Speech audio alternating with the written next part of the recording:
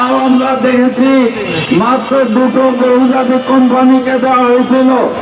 একটা হলো আমেরিকার ফিলিপস, আর একটা হচ্ছে ভারতের ওএনজিসি। আমার বক্তব্য হলো ভারতের গ্যাস কোম্পানি এত বেশি দক্ষ কবে থেকে হলো যে তাদেরকে দিতে হলো। এখন এই যে বিদ্যুৎ এবং গ্যাস, এটা ছাড়া কোনো দেশের উন্নতি হয় না। বিদ্যুৎ ছাড়া কলকারখানা চলবে না, বিদ্যুৎ ছাড়া কোনো কিছুই চলবে না, গাড়িও চলবে না, নৌযান চলবে না, কোনো কিছুর চাকাই ঘুরবে না। এজন্য দরকার এই যে বিদ্যুতের মূল্য বাড়ানো হচ্ছে, গ্যাসের মূল্য বাড়ানো হচ্ছে, এর সঙ্গে আনুষঙ্গিক অনেক কিছুই বেড়ে যাবে। গাড়ি ভাড়া, বাড়ি ভাড়া, সমস্ত বেড়ে যাবে। তাছাড়া আমরা দেখছি বিদ্যুতের অভাবে লোডশেডিং হচ্ছে এবং কষ্ট পাচ্ছে জনগণ, বিশেষ করে গ্রামে। এবং এটা হাসপাতালেও কিন্তু রোগীরা আইসিইউতে মারা যাচ্ছে।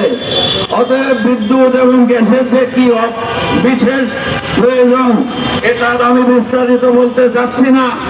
আমি বলতে চাচ্ছি যে এই সরকার আসার পরে যা সব করছে, মনে হয় যে অতি অল্প সময়ের মধ্যে তারা সবকিছু করে ফেলবে। তারা রূপপুর পারমাণবিক কেন্দ্র, বিদ্যুৎ কেন্দ্র, সেই বিদ্যুৎ কথাটা উঠিয়ে দিয়ে তারা পারমাণবিক কেন্দ্র তাই বলতে যাচ্ছেন। তাহলে আমাদের প্রধানমন্ত্রী মহোদয়, আপনি কি বাংলাদেশকে পারমাণবিক দেশ গঠন করতে, প্রতিষ্ঠা করতে যাচ্ছেন? এবং এই সমস্ত বিভিন্ন কাণ্ড কারখানা যা দেখছি আমরা, এই কাণ্ড কারখানাতে এই দেশের সাধারণ মানুষ, শ্রমিক, কৃষক, মেহনতি মানুষের জীবন মানের উন্নয়ন হবে না। এই জীবন মানের উন্নয়ন ঘটাতে গেলে শাসক শোষক গোষ্ঠী যারা এই শোষণ করছে, শাসন করছে, সাম্রাজ্যবাদে সহযোগিতা করছে, এদের মধ্যে কোনো পার্থক্য নাই। সেই জন্য আমরা দেখেছি যে নির্বাচনের আগেই বলা হয়েছে 2/3 নির্বাচনে জয়লাভ করবে। এটা কিভাবে সম্ভব হলো নির্বাচন সম্পূর্ণ হওয়ার আগে?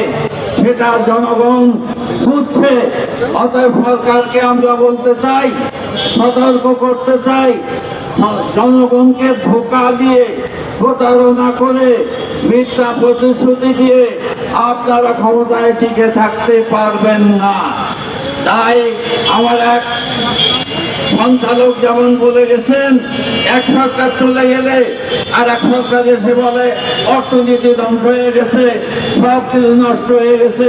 তাই যদি হয়, তাহলে যুদ্ধের সময় জ্বালানি মন্ত্রী কেমন করে বলল যে আমাদের জ্বালানি আছে পর্যাপ্ত, আমাদের হরমুজ প্রণালী দিয়ে সার আসছে।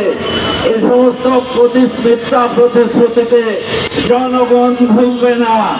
অতএব আপনাদের কাছে আহ্বান, এইগুলো আপনারা লড়াই করতে করতে, জীবন ঘনিষ্ঠ বিষয় নিয়ে যুদ্ধ করতে করতে আপনারা যে অবস্থায় এসেছেন, এই অবস্থা থেকে আপনাদের উত্তরণ ঘটাতে গেলে লড়াই ছাড়া কোনো উন্নতি, কোনো বিকল্প নাই।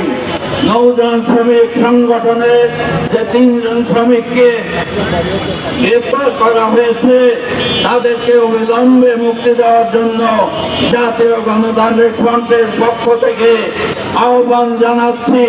অতি সত্বর তাদের মুক্তি দেওয়া হোক। তাই আমি এখানে শেষ করছি। আমাদের বিষয়বস্তু এত বিস্তারিত বলার প্রয়োজন নাই। আপনারা এটা জীবন দিয়ে বুঝতে পারছেন।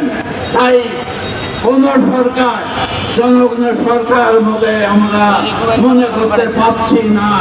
সেই নমুনা আমরা এখনো পর্যন্ত দেখতে পাচ্ছি না।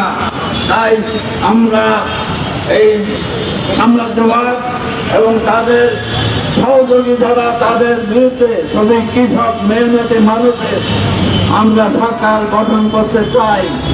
এর এছাড়া এর বিকল্প আর কিছু নাই।